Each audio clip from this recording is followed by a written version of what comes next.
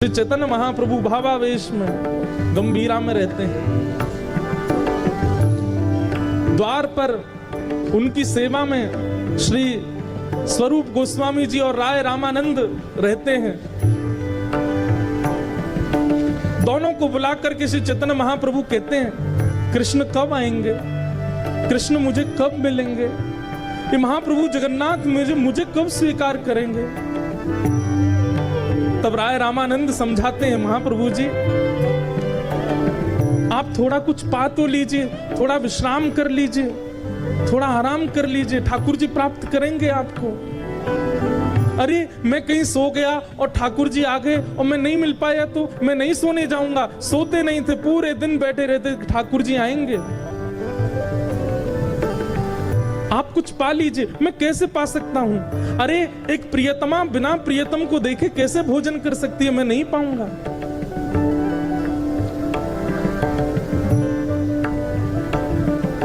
तब सब समझाते हैं, बोले कि आप अगर भोजन नहीं करेंगे, आप अगर प्रसाद नहीं पाएंगे तो महाप्रभु जगन्नाथ जी को बहुत पीड़ा होगी, बहुत कष्ट होगा, आप पा लीजिए। राय रामानंद कहते, महाप्रभु जी आप प्रसाद पाएंगे ना? तो ठाकुर जी आए थे थोड़ी देर पहले, मुझसे कह के गए थे कि अगर चैतन्य महाप्रभु प्रसाद पाएंगे तो मैं अर्धरात्रि में आऊंगा। शब्द सुनते ही महाप्रभु जी व्याकुल हो जाते, जल्दी महाप्रसाद लेके आओ, प्रसाद लेकर के आओ, पत्तल लगाओ, भोग रखो, मैं पाना चाहता हूं। ठाकुर जी मिलने आएंगे मुझसे।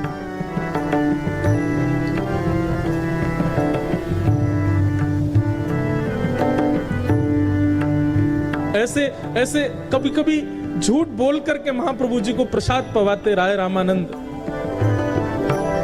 सेवा में रहते हैं गोविंद, बस देखते रहते हैं कि महाप्रभु जी को कोई पीड़ा ना हो।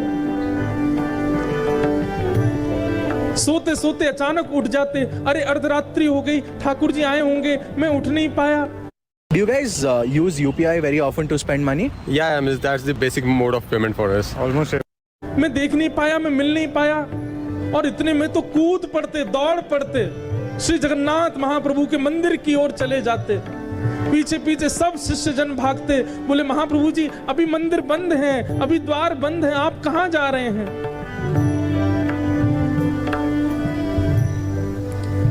कहां पाऊं कहां जाऊं मदन मोहन,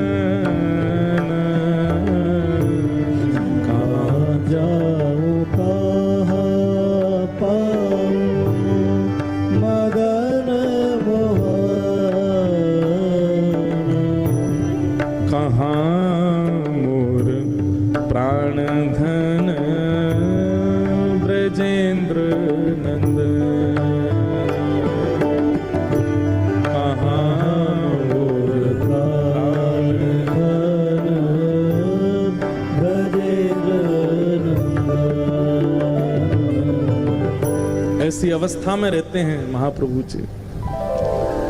रात में सेवा में रहते हैं राय रामानंद, स्वरूप सेन जी, गोविंद जी। कभी उठ करके कहने लगते हैं कि तुमको धुनी सुनाई दी वंशी की? देखो श्याम सुंदर वंशीनाद कर रहे हैं, वो मुझे बुला रहे हैं, अब मुझे जाना होगा।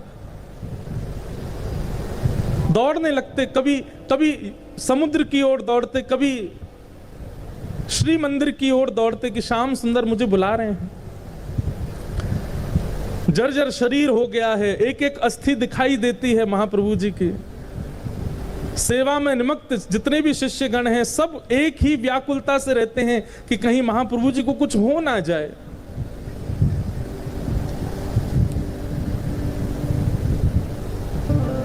एक दिन अर्धरात्रि में सब बिल्कुल सावधानी से बैठे थे। अरे शिष्यगण सोते नहीं थे कि महाप्रभु जी को नींद आ जाए तो हम लोग कहीं सो गए तो कहीं उठ के चले ना जाए।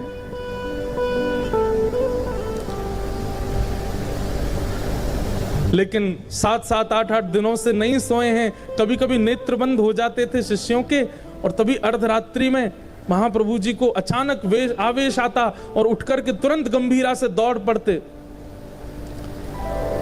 आज जैसे ही रात्रि में सबकी निद्रा खुली, देखा महाप्रभु जी कहाँ हैं। भीतर जाकर के खोजने लगे तो महाप्रभु जी नहीं मिले।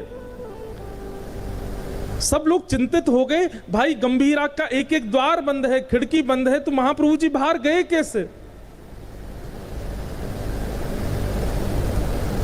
कोई किधर दौड़ा, कोई कहीं, पूरे जगन्नाथपुरी में दौड़ रहे हैं, कहां हैं चैतन्य महाप्रभु?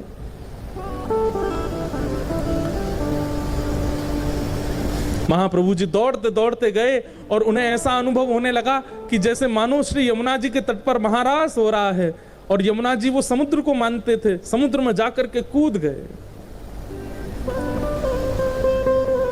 बहते बहते समुद्र में पहुंच गए, कोणार्क सूर्य मंदिर के पास।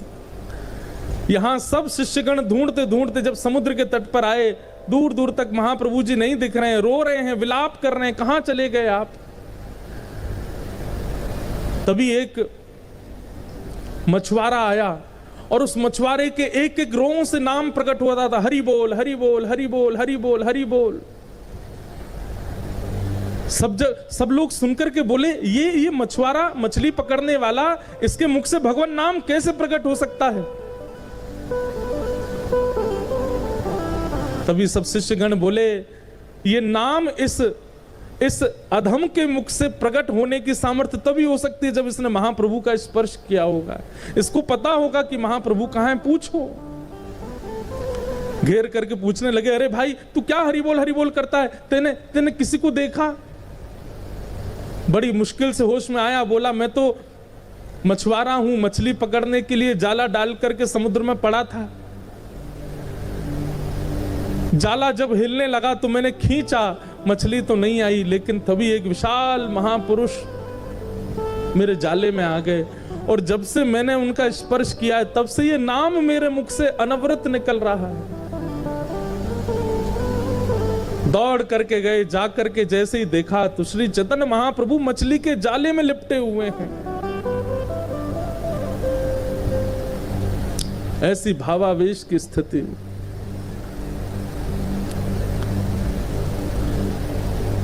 ऐसा वर्णन आता है महाप्रभु जी के चरित्र में कि पिछले कितने दिनों से महाप्रभु जी ने प्रसाद नहीं पाया है। एक एक ग्रंथि, जितने गांठ होती हैं शरीर में, सब गांठ खुल गई हैं। यहां से हाथ लटक गया है, यहां से सब पंजे लटक गए हैं, पैरों के जो जोड़ हैं वे सब खुल गए हैं। मानो शरीर जितना था उससे कुछ गुना बड़ा लग रहा है। ये स्थिति देख करके सब घबरा गए। सबने महाप्रभु जी को बाहर निकाला, नमक के पानी से घाव और ज्यादा भर गए थे। चारों तरफ बैठ करके सब कीर्तन करने लगे, हरे कृष्ण कृष्ण कृष्ण हरे हरे, हरे राम राम राम हरे हरे। नाम जब सुन करके, जब अखंड नाम संकीर्तन कहा गया, तब महाप्रभु जी थोड़े ध्यान में आए, भाव में आए। तब सभी शिष्यगण उनको गोद में लेकर के पुनः गंभीरा पहुंच गए। जाकर के लेप लगाते हैं, हल्दी लगाते हैं, उनको विराजमान करते हैं। बोले महाप्रभु जी आप कहां चले गए थे?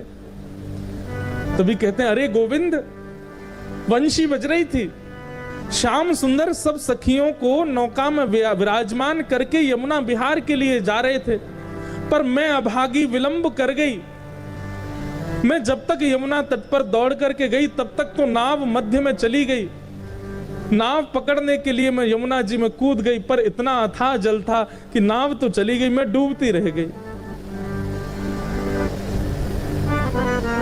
सब दंडवत करते, सब प्रणाम करते, सब वंदन करते महाप्रभु जी के इस महाभाव को। कहते हैं श्री चैतन्य महाप्रभु अगर कभी गंभीरा से भाव स्थिति में बाहर यदि नहीं निकल पाते थे तो अपने सिर से ही दीवारों को कुरेदने लगते थे, अपने सिर को ही दीवारों में मारने लगते थे।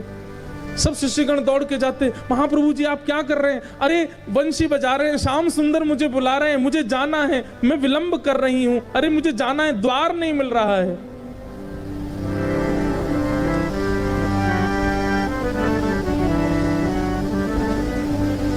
कहाँ मोर प्राणनाथ मदन मोहन, कहाँ जाऊं कहाँ पाऊं ब्रजेंद्र। इसी भाव में रहते। अर्धरात्रि का पूरे दिन केवल अर्धरात्रि का चिंतन करते थे, क्योंकि रात में ही ठाकुर जी रास विहार करते हैं। अर्धरात्रि का समय एक दिन हुआ, सब सचेत बैठे थे कि महाप्रभु जी कहीं चले ना जाएं। भले ही शरीर में कितने भी घाव हो, भले ही शरीर में कितनी भी पीड़ा हो जाती हो, लेकिन अर्धरात्रि में महाप्रभु जी को ऐसी वेणु का नाद सुनाई देता था, दौड़ पड़ते थे, जाने कहां से ऊर्जा आती थी उनमें।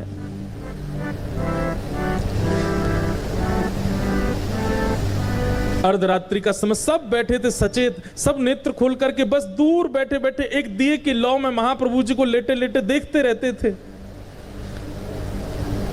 श्री चैतन्य महाप्रभु की निज सेवा में रहते थे गोविंद, जो कि बिल्कुल मां की तरह वात्सल्य भाव से श्री चैतन्य महाप्रभु की सेवा करते थे। महाप्रभु जी का कक्ष इतना छोटा था कि उस कक्ष में बड़े पतले दुबले से महाप्रभु जी ही विराजमान हो पाते थे और किसी की व्यवस्था बन नहीं पाती थी। लेकिन एक दिन महाप्रभु जी गोविंद को कहते हैं कि अरे थोड़े मेरे हाथ दबा दे। तो गोविंद धीमे धीमे हाथ दबा रहे थे, कृष्ण नाम सुना रहे थे। तभी महाप्रभु जी बोले अब एक तरफ दबा दिया, अब दूसरी तरफ का हाथ दबा दो। तो गोविंद बोला महाप्रभु जी उस तरफ जाने के लिए मुझे उठ करके आना पड़ेगा, आप थोड़े अपने पैर पीछे कर लीजिए, इतनी जगह नहीं है, मैं कैसे जाऊंगा।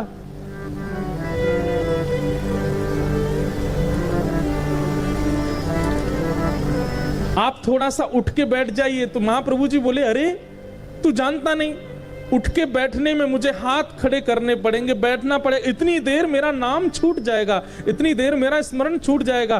तो तेरे को दबाना हो तो दबा, नहीं तो मेरे स्मरण में विक्षेप मत डाल।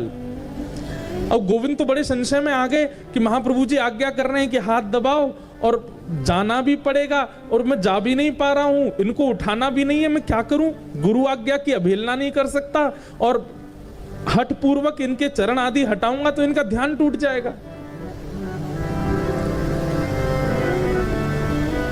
लांघना किसी को चाहिए नहीं, क्योंकि लांघने से लांघने वाले के पुण्य खत्म हो जाते हैं,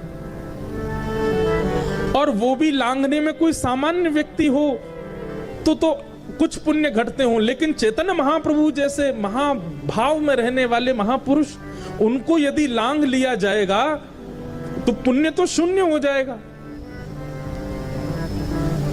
लेकिन गोविंद बोले कि गुरु आज्ञा पहले है। तभी एक नवीन वस्त्र लाए, महाप्रभु जी को उड़ा दिया ताकि उनके अंग का मुझे दर्शन ना हो, और महाप्रभु जी पर वो वस्त्र डाल करके तुरंत गोविंद लांघ गए और लांघ करके दूसरे हाथ को दबाने लगे। रात भर दबाते रहे। अर्धरात्रि का समय हुआ, अचानक महाप्रभु जी उठ करके बैठ गए और बैठ करके देखा गोविंद, अरे ये तू इतने से स्थान में कोने में ये सुकुड़ करके क्यों बैठा है। और तभी देखा तो द्वार पर गोविंद की भोजन का पत्तल रखी थी, वहां महाप्रसाद रखा था। अरे तेने महाप्रसाद नहीं पाया, आज तेने कुछ पाया नहीं रात्रि में। गोविंद बोले मैं आपकी सेवा में था और इस हाथ को दबाते दबाते जब आप सो गए तो मैंने विचार किया अब मैं उस पार कैसे जाऊं। चैतन्य महाप्रभु बोले अरे तो तू इस पार भी तो आया था, इस पार कैसे आया था। गोविंद बोले वो तो मैं आपको लांघ करके आया था। चैतन्य महाप्रभु हंसने लगे, तू गुरु को लांघ गया, और जब तू लांघ करके अपराध कर ही चुका था तो वापस जाने में तुझको इतना संकोच क्यों हो रहा था, फिर से लांघ जाता। बंधुओं, महाप्रभु जी के अनुयायियों की भाव दशा देखिए। गोविंद कहता है कि आपको लांघ करके इधर आने में मेरे पुण्य घटे, मेरे पुण्य क्षीण हो गए, शून्य हो गए, लेकिन आपको लांघने के लिए आपकी इच्छा थी कि मैं इस हाथ को आकर के दबाऊं। आपकी आज्ञा प्रधान थी और उस आज्ञा की प्रधानता में मेरे पुण्य क्षीण हो जाए, मुझे उसमें कोई संशय नहीं। आपको पुनः लांघ करके उस तरफ जाना वो मेरी भूख थी, मेरी क्षुधा थी, मेरी इच्छा थी, और मैं अपनी इच्छा के लिए अपने गुरु को नहीं लांघ सकता। रात भर बैठे रहे। महाप्रभु जी हृदय से लगा लेते, और महाप्रभु जी जिसको हृदय से लगाते ना उसको साक्षात जगन्नाथ जी का दर्शन हो जाता था।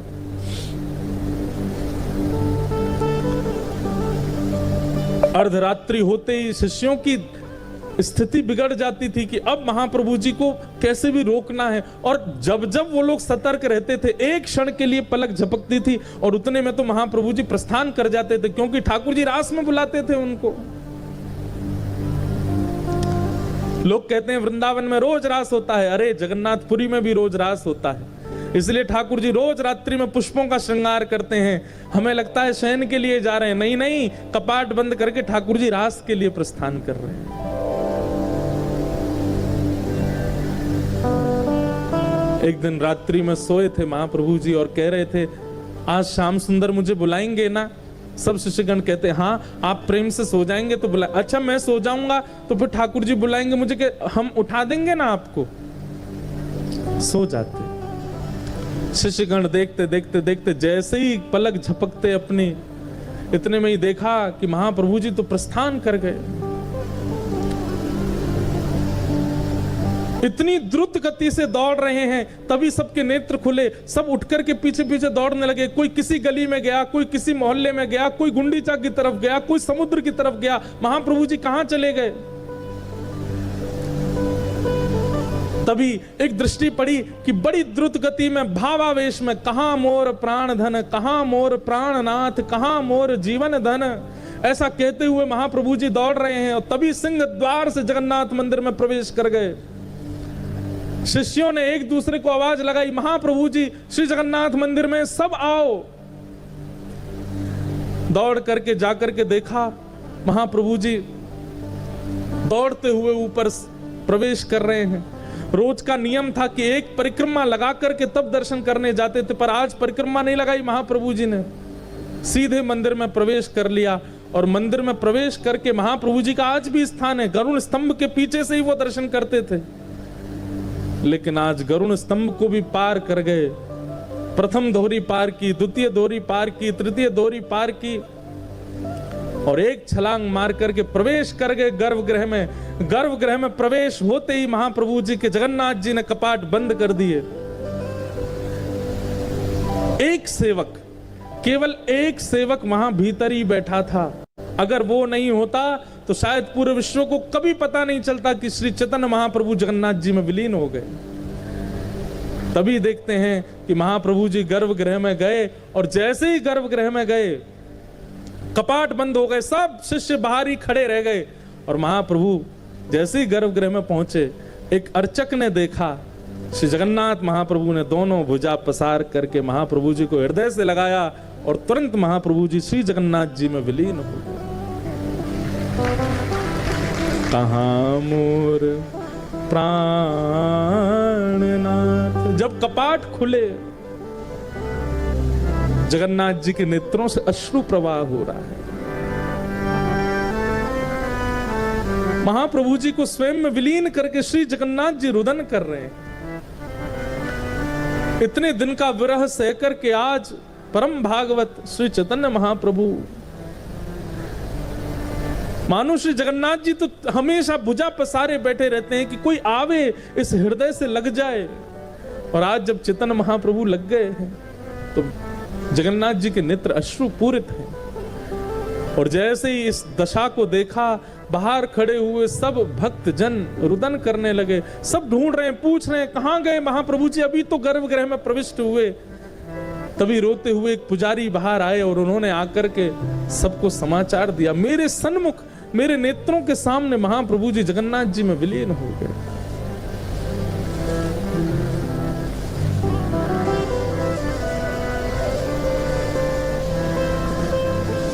ऐसे श्री जगन्नाथ, हम कहां भक्ति करते हैं, हम कहां प्रेम प्रस्तुत करते हैं, हम कहां भाव प्रस्तुत करते हैं ठाकुर जी को।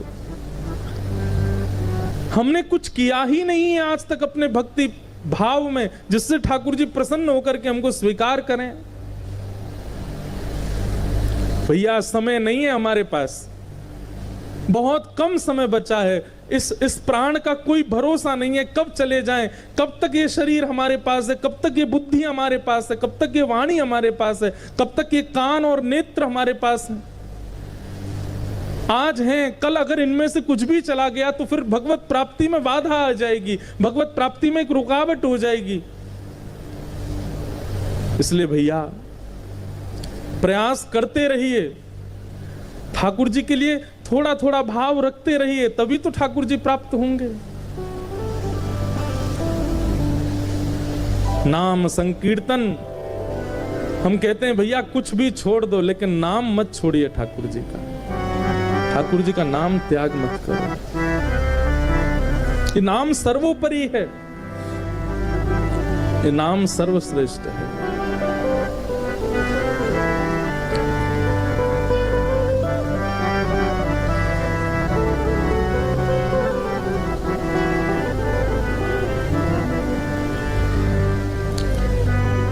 चैतन्य महाप्रभु विलीन हो गए ठाकुर जी में। एक कीर्तन तो सबको पता है, महामंत्र गौड़िया वैष्णव संप्रदाय में गाया ही जाता है, परंतु एक कीर्तन महाप्रभु जी को अति प्रिय था।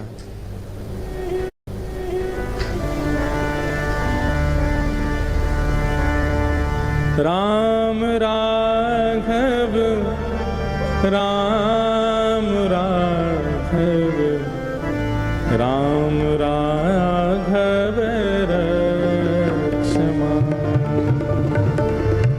राम राघव राम राघव राम राघव रक्षमा। कृष्ण केशव कृष्ण केशव कृष्ण के